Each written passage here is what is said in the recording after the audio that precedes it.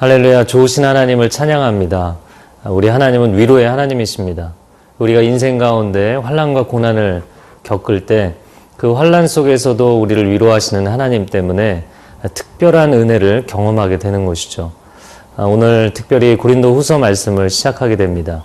이 말씀 가운데 사도 바울을 하나님께서 어떻게 위로하셨는지, 또 고린도 교회 성도들을 어떻게 위로하셨는지 함께 말씀 속으로 들어가겠습니다.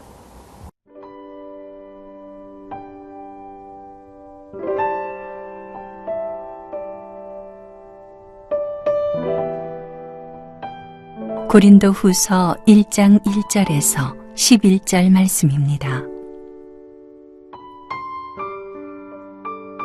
하나님의 뜻으로 말미암아 그리스도 예수의 사도된 바울과 형제 디모데는 고린도에 있는 하나님의 교회와 또 온 아가야에 있는 모든 성도에게 하나님 우리 아버지와 주 예수 그리스도로부터 은혜와 평강이 있기를 원하노라. 찬송하리로다. 그는 우리 주 예수 그리스도의 하나님이시요 자비의 아버지시요 모든 위로의 하나님이시며 우리의 모든 환난 중에서 우리를 위로하사 우리로 하여금 하나님께 받는 위로로서 모든 환난 중에 있는 자들을 능히 위로하게 하시는 이시로다. 그리스도의 고난이 우리에게 넘친 것 같이 우리가 받는 위로도 그리스도로 말미암아 넘치는도다. 우리가 환난당하는 것도 너희가 위로와 구원을 받게 하려는 것이요 우리가 위로를 받는 것도 너희가 위로를 받게 하려는 것이니 이 위로가 너희 속에 역사하여 우리가 받는 것 같은 고난을 너희도 견디게 하느니라. 너희를 위한 우리의 소망이 견고함은 너희가 고난에 참여하는 자가 된 것 같이 위로에도 그러할 줄을 알미라. 형제들아, 우리가 아시아에서 당한 환난을 너희가 모르기를 원하지 아니하노니 힘에 겹도록 심한 고난을 당하여 살 소망까지 끊어지고 우리는 우리 자신이 사형 선고를 받은 줄 알았으니 이는 우리로 자기를 의지하지 말고 오직 죽은 자를 다시 살리시는 하나님만 의지하게 하심이라. 그가 이같이 큰 사망에서 우리를 건지셨고 또 건지실 것이며 이후에도 건지시기를 그에게 바라노라. 너희도 우리를 위하여 간구함으로 도우라. 이는 우리가 많은 사람의 기도로 얻은 은사로 말미암아 많은 사람이 우리를 위하여 감사하게 하려 함이라. 오늘 본문의 말씀 고린도후서 1장 1절에서 11절의 앞부분을 보면 특별히 고린도후서를 시작하면서 사도 바울이 고린도 교회 성도들에게 인사하는 부분입니다. 이 고린도후서는 고린도전서와 이어진 부분이죠. 사도 바울이 자기 변호를 하는 부분입니다. 그래서 고린도전서가 상당히 고린도 교회의 많은 문제들을 적극적인 태도로 사도 바울이 언급하고 문제와 그리고 해결점을 제시하는 책이라면 고린도 후서는 그 사도 바울의 사도권에 대해서 문제 제기를 하는 고린도 교회 사람들에게, 특별히 반대파에게 자기 변호를 하는 약간은 수세적인 관점, 태도에서의 책입니다. 왜냐하면 고린도 교회 안에 거짓 선생들이 들어오고 율법주의자들이 들어와서 사도 바울을 공격하기 시작했죠. 그가 전했던 복음에 대해서 율법주의적인 관점으로 공격을 하고, 그리고 그는 정식 사도가 아니다, 그렇게 그의 사도권을 공격했고요. 심지어는 그의 인신공격까지 했습니다. 그래서 그는 그다지 대단한 사람이 아니다. 변변찮은 사람이다. 라고 공격을 하기도 했던 것이죠. 오늘 그런 반대파에 대해서 사도 바울이 어떠한 마음의 태도로 그들에게 대하고 있는지를 한번 같이 보았으면 좋겠습니다. 오늘 본문의 1절, 2절 말씀입니다. 하나님의 뜻으로 말미암아 그리스도 예수의 사도된 바울과 형제 디모데는 고린도에 있는 하나님의 교회와 또 온 아가야에 있는 모든 성도에게 하나님 우리 아버지와 주 예수 그리스도로부터 은혜와 평강이 있기를 원하노라. 아멘. 사도 바울이 보내는 바울 서신서의 공통된 양식이죠. 발신인, 수신인, 그리고 축복의 메시지입니다. 그런데 오늘 본문에도 여전히 변함없이 사도 바울이 자기를 소개하면서 나 바울이 너에게 보낸다 라고만 이야기하는 것이 아니라 나는 예수 그리스도의 사도된 사람이다 라고 이야기를 합니다. 자기 자신을 변호하면서 그냥 인간적으로 어필하는 것이 아니라 나는 예수 그리스도의 복음을 위해서 보냄을 받은 사람이다 라는 고백인 것이죠. 그리고 그 고백이 하나님의 뜻으로 말미암아 되었다 이야기합니다. 만약에 하나님이 뜻하시지 않았다면 나는 이 자리에 있을 수 없다는 것이죠. 예수 그리스도께서 나를 보내시지 않았다면 나는 이 일을 할 수 없다라고 이야기를 하는 것입니다. 이런 바울의 자기 인식이 우리 크리스찬들에게 또 현대 사회 가운데 또 가정에서 공동체 안에서 자신의 위치, 자리매김을 정확하게 해야 되는 성도들에게 굉장히 중요한 귀감이 된다고 생각이 됩니다. 나를 부르신 이가 하나님이시고 나를 보내신 이가 하나님이신 것이죠. 내가 사도라는 것을 주장하는 것이 그게 그냥 나의 자리를 지키기 위한 것이 아니라 하나님이 나를 이렇게 뜻하셨기 때문에 예수 그리스도께서 나를 보내셨기 때문에 내가 이 자리에 있는 것이다 이야기하는 것이죠. 사람은 하나님 부르시는 자리에 있을 때 가장 그 인생이 아름답습니다. 자신의 능력이 부족할지라도 부르심을 포기하면 안 됩니다. 사람들이 당신을 오해하고 모함한다 할지라도 하나님이 부르신 자리는 포기해서는 안 됩니다. 때로는 공동체 안에서 그런 경우들을 봅니다. 사람들이 좀 흔들거나 아니면 내가 능력이 부족하다고 생각이 되면 부르심의 자리를 내려놓는 것을 겸손으로 착각하는 사람들이 있습니다. 그것은 겸손이 아니죠. 내가 감당할 능력이 부족하고 때로는 사람들이 오해하고 왜 당신이 계속 그 일을 해야 되냐라고 이야기를 해도 하나님이 나를 세우셨기 때문에 하나님의 뜻이 있기 때문에 아직 하나님이 종료라고 말씀하지 않으셨기 때문에 내가 이 자리에 있는 것이죠.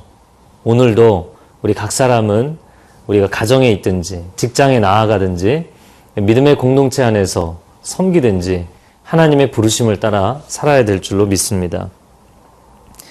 오늘 본문의 3절과 4절 이어지는 말씀입니다. 찬송하리로다 그는 우리 주 예수 그리스도의 하나님이시요 자비의 아버지시요 모든 위로의 하나님이시며 우리의 모든 환난 중에서 우리를 위로하사 우리로 하여금 하나님께 받는 위로로서 모든 환난 중에 있는 자들을 능히 위로하게 하시는 이시로다. 아멘.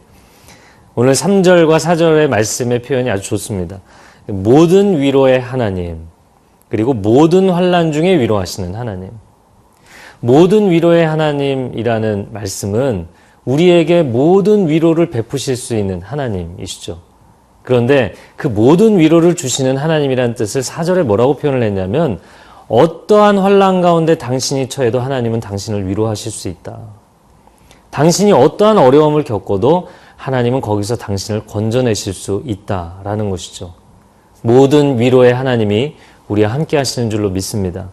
사도 바울이 사방으로부터 압박을 당하고 자신이 사랑과 정성으로 키운 교회로부터 배척을 당하는 그 어려운 상황에서도 모든 위로의 하나님이 그와 함께 하시기 때문에 승리할 수 있는 것입니다.